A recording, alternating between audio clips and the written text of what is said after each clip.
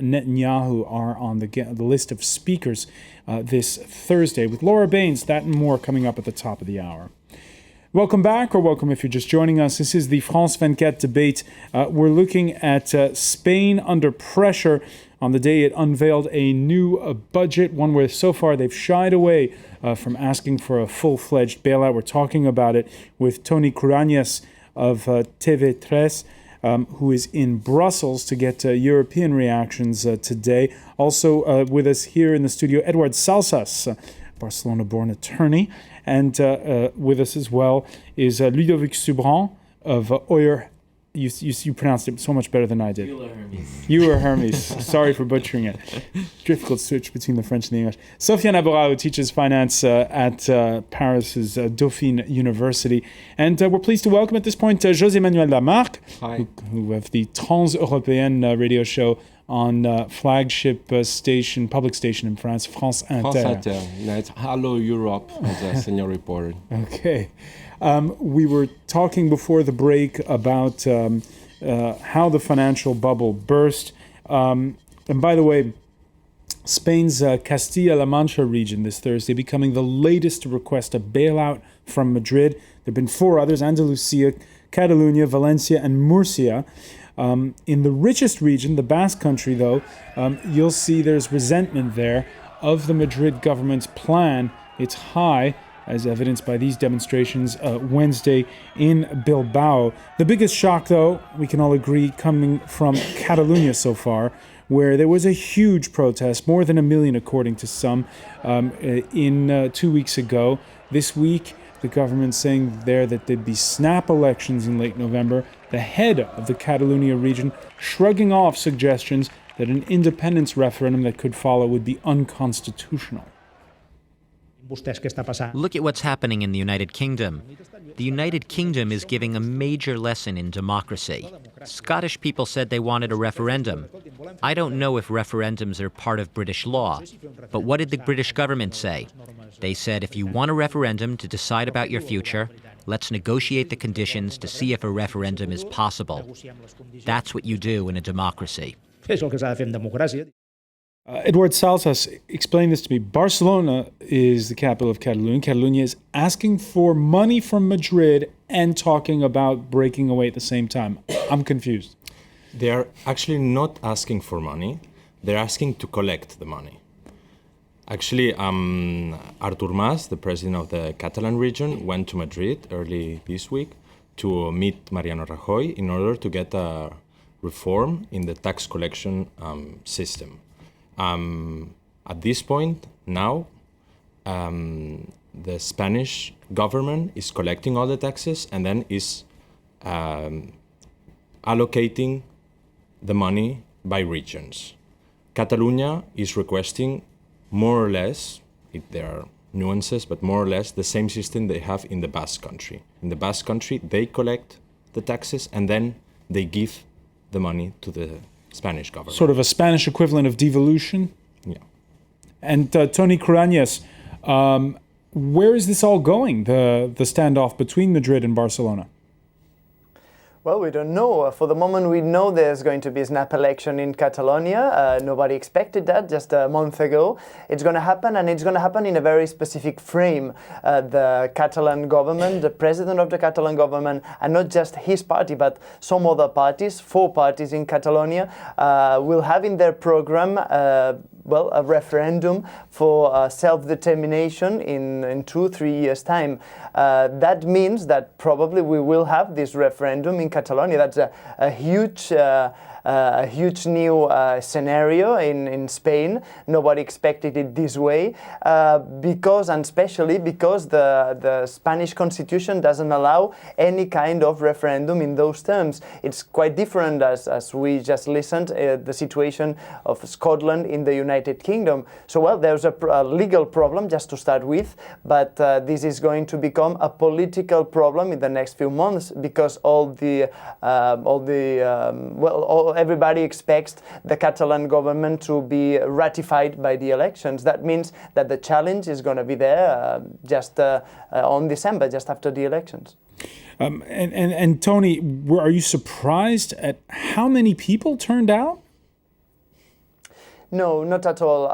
Well, I think we are mixing two different things, which of course they've got their influence in what's happening right now in Catalonia. The crisis is very important. That's accelerated the whole process. But we have to say that in the last 20 years, there's been a disengagement for most of the Catalan people in their relation with Spain, in terms that there was this dream of finally getting Catalonia feeling comfortable in Spain after lots of years of dictatorship. Well, we have to still remember that in 1981 there was a failed coup d'etat by the army forces in Spain. So we're talking about a country which got a history of convulsions.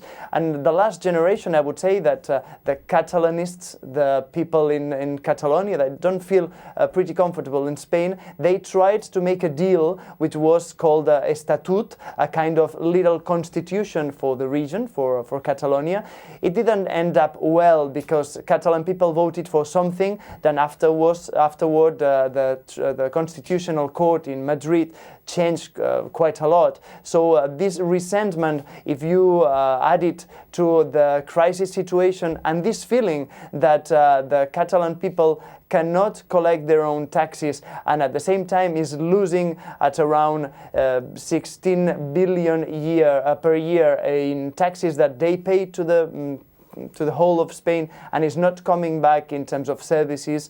Well, this has been growing in the last few years, and the actual Catalan government was trying to get a fiscal reform. The attitude that the Catalan government found in Madrid was just an opposition, a complete opposition, and that is what made the Catalan government question more radical. This is what we're facing now. We're not just asking, as an institution, Catalonia is not just asking for more money, for another kind of redistribution, is asking for self-determination. They're asking for self-determination, be it home rule or outright independence down the road. There's definitely more than just a whiff of revolt afoot in Barcelona, where the banner on Catalunya Square touts that region as, quote, the European Union's next member state. It is very difficult, to be honest, but I'm totally in favour of independence. A lot of people are. It will take a long time, and the starting point is managing our own treasury. And then we will see. Honestly, considering the situation now, it's just adding fuel to the fire.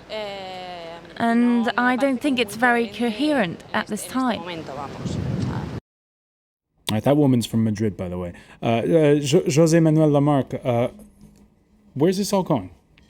It's a real big historical melting pot. It's like the paella. You take rice, you put shrimps, you put chicken, you put everything you like, everything you want. Everything's possible to get. The fact is a good fairy tale, but it's only a fairy tale. How now Catalonia can be free, independent without money? In August, the Generalitat de Catalunya, the government, said they cracked down. They can't pay anymore. They asked to Madrid some money. And now they demonstrate for free and independence. This is a real big problem in all Spain because it's an historical problem. Maybe I will shock you. But the fact is, what's happening now in Spain, all these kind of problems with the housing bubble, everything is what happened at the death of Franco. Did you accept a debate about the history of Spain, Republic, El Golpe, what Franco did to the Republic, and the war, civil war, plus 40 years dictator? No debate, nothing. Still now, the Republicans in Spain, you call them the Reds, Los Rojos. There's no debate in Spain about this. What happened to you? They decided to go straight to the democratic transition so very fast. When the journalists in Brussels spoke about El Golpe, what happened in 81, there's a very good book in Spanish called Anatomía de un Instante, the anatomy of a while, for what happened in 91 with Colonel Tejero. The fact now Spain, they decide to go straight to the housing bubble, straight to get money, straight to get rich. Hold on, I'm going to interrupt you here. José Manuel, 1981, that's 30 years ago. That's a long time. Yes, but the past is when you don't want to regulate, when you don't want to face the reality with your past, with your history, you can't get a future. It's impossible. Any country in Europe decided to face reality with what happened in the history, Second World War and things like that, to face future reality. That happened in Germany, it happened in Italy, everywhere. That didn't happen in Spain. And now people are shocking about these poor people are demonstrating. Of course, they want to go straight to revolution. Maybe they want to go to the Third Republic because they didn't have a debate about the past. It was like a ostrich hand in sand. That was reality. Now they maybe, because we see many flags of the republics, they maybe want a new republic. Of course, it's normal, it's human. Why? They didn't face the past. That's all. Edward Salzas, is the problem, were those people out in the streets for economic reasons, or were they out of the streets because of political reasons that passed? I definitely don't have the same opinion. Definitely not. I think that the debate, the nationalistic debate that could take place like in the early 80s, in the late 70s, was a social, a cultural, a political debate concerning language, concerning freedom, concerning democracy. We've gone through that, and we're in a we've passed this debate. What we are now facing is a different debate. It's a question of finance, a question of tax, a question of what services do we get from our government. I read the newspapers, and I always see these discussions and clash between journalists about the problems with the language, for example. Well, I was born in '84. I learned Catalan, I learned Spanish, and I've never had any problem with my language. I speak both languages. With my friends, I speak both languages, and there's not such a language problem. So the background of all these demonstrations, it may be dressed, it may be transvestite in language problems, in cultural problems, in difference between who are the Catalans and the ones from Madrid and the ones from the Basque Country. But I don't think there are such differences. I think people there live more or less peacefully. Tony Cruañas, the viewers of TV3, do they agree with that? Well, I think that the point is exactly that. I mean, there's been a situation in which the catalyst of what we're seeing now was the finance problem. I don't think there is a problem in between languages, in between cultures, which live together easily in every street in Barcelona or all around Catalonia. But I think the situation right now has developed into something more. The debate right now is has Catalonia the right to self-determination? Has Catalonia the right to ask their citizens if they want to keep on being in Spain or living it? And well, the other question which concerns more observers and journalists, of course, is how can we hold that? I mean, can Spain hold a situation like this in the middle of the crisis? Or can the Eurozone, even when they're talking about a bailout or to Spain, afford to have this kind of debate?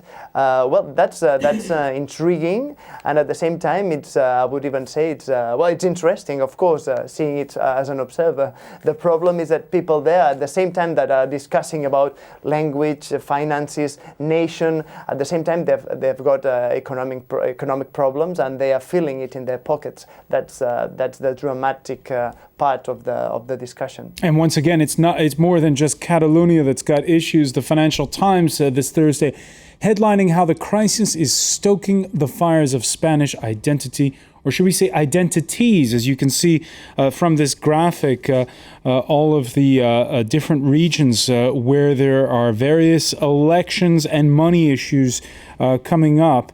And Ludovic Subran, here in hyper-centralized France, you look at this and it seems daunting. Well, I guess it's. I'm not surprised by any. I tend to agree with Edward on this one. I think it's the bloc that are emerging are exactly what is happening in an economic downturn. So you have a situation where the Catalans behave like the Germans of Europe, picking on their other, colleagues. So they also forget somehow that they benefited from the fiscal stimulus that happened in Spain after the big recession, and they benefited more than the others that may have less private sector development. So now they don't want to share the losses, and I guess it's fine. I think the question of tax collection is definitely one. You want to have more sub-sovereignty when it comes to actually allocating your revenue to your expenditures. You are in a situation now. Spain needs to find 40 billion euros in less than 2 years to actually cut the deficit in half. I think we haven't said it enough today, but what is presented by the government is extremely good. I mean, it's a tough situation, but they are doing the belt tightening by themselves much better than any other country. I look at my own country, France. We are in a situation where they are doing the diet, and they want to do this diet before Brussels and Europe comes in, so that the conditions for the ECB through the ESM and for the actual action are less, stringent, less strict than one could expect than what we saw in Greece with the Troika. The real question now is, of course, there needs to be a stimulus. There needs to be, selective stimulus in Spain to make sure that this recessionary spiral in which... They say they're going to increase pensions, for instance. Well, this is part of the issue. I mean, the pensions this is a cultural issue, the pension. You have people that actually fought for Spain, the Franco, revolution, the Movida, all these people now you're telling them, well, actually, we don't really care if you actually fall below the poverty line. This is, of course, more of a cultural, coherence issue than anything else. But I'm thinking about something, there are industrial tissues in Spain, fabrics. To give you an example, the Spanish exports are almost entirely you can almost substitute one-to-one to the French exports. So the structural reforms that are happening in Spain are extremely worrying for a country like France that is actually not doing anything, because in the short term, a region like Catalonia, with the mechanical sector, the machinery sector, could actually be much better positioned in terms of market share than Spain. The question is, everybody was expecting that there should be some regional boosters to make sure that overall it will fit together and break this recessionary spiral. The Catalans are now saying, look, you are enforcing the austerity measures across the board. It's a blanket measure. We don't want this because we actually have not so much of a problem of unemployment. We haven't overspent like any other region. And overall, we need public services for our private sector to continue to be vibrant in Europe. All right, so that's where the debate is right now, and it's a bit of a cautionary tale, Ludovic, as you were saying there, for the French. Ludovic Subran, I want to thank you. I want to thank José Manuel Lamarque. I want to thank as well Sofiane Abourin for being with us, as well as Edouard Salsas, and also for joining us from Brussels, Tony Kouranias. Thank you for joining us here in the France 24 debate.